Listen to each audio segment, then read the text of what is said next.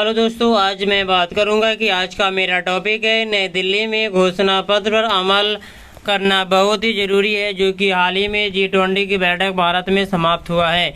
इसमें बहुत सारे चीज़ को लेकर के घोषणा पत्र को अमल करना बहुत ही ज़रूरी है।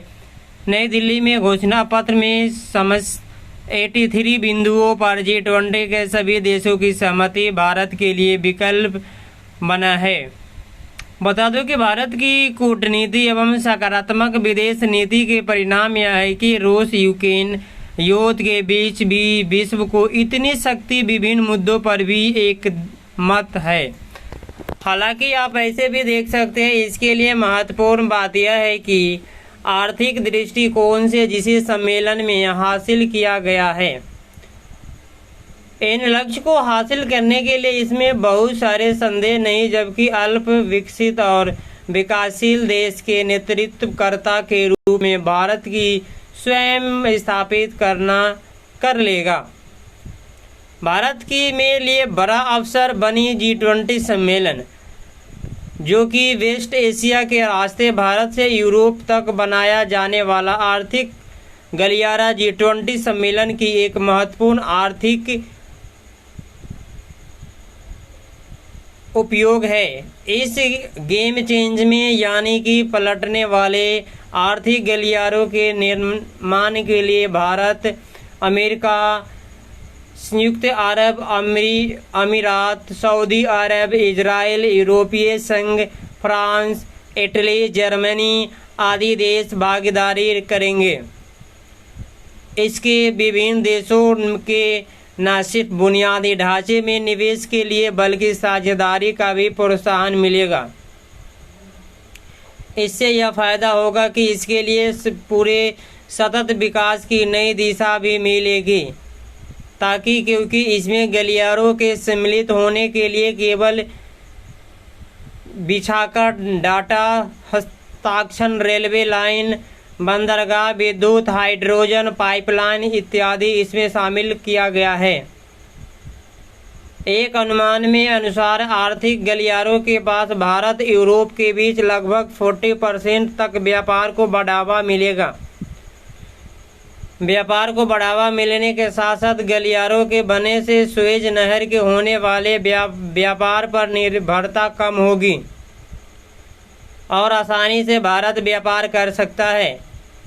अभी तक के भारत एवं यूरोप के बीच होने वाला व्यापार का लाल सागर, सुएज नहर और भूमध्य सागर के मार्ग से होता था, लेकिन चीन के बढ़ते दबाव प्रभाव के कम करने एवं मध्य एशियाई देशों के साथ अपने संबंधों को सुधारने के लिए अमेरिका इस परियोजना में भारी भरकम निवेश के लिए तैयार है।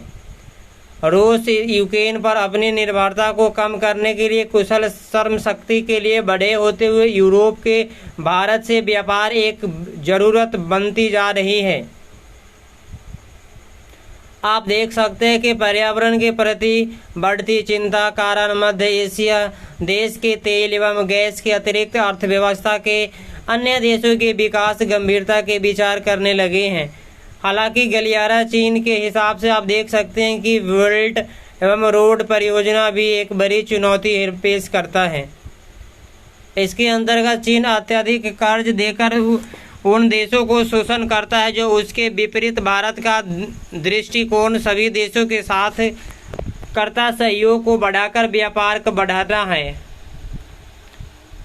मध्य एशिया के विभिन्न देशों में रेलवे को कनेक्टिविटी को बढ़ावा भारत अपने अनुभवों एवं निवेश के द्वारा विकास की गई कहानी भी लिख सकती है।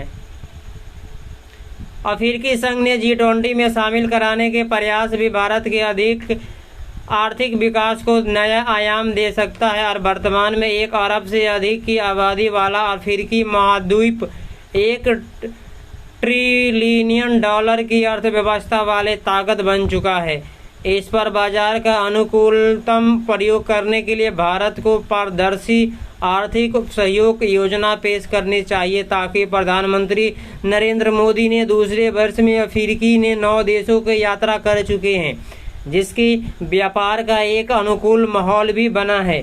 जिसे आप ऐसे भी देख सकते हैं कि चीन जो कर्ज देकर के शोषण करने की चाल को अफ्रीका के देश अच्छी तरह समझ चुके हैं कि चीन की इसकी चालबाजी है, पहले पैसा दे करके फिर उसको अपने जालों में फंसाना, फिर उस पर कब्जा करना।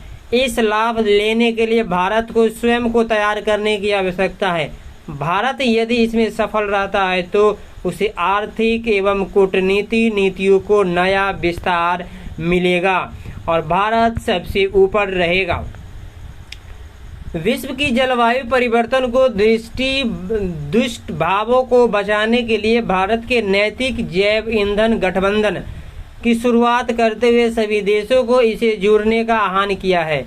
इस मुहिम में भारत के साथ America, Argentina, Brazil, Bangladesh, Italy, दक्षिण अफ्रीका, मॉरिशस, यूएई आदि देश शामिल है। इसका उद्देश्य हरित ईंधन के इस्तेमाल को बढ़ावा देना है।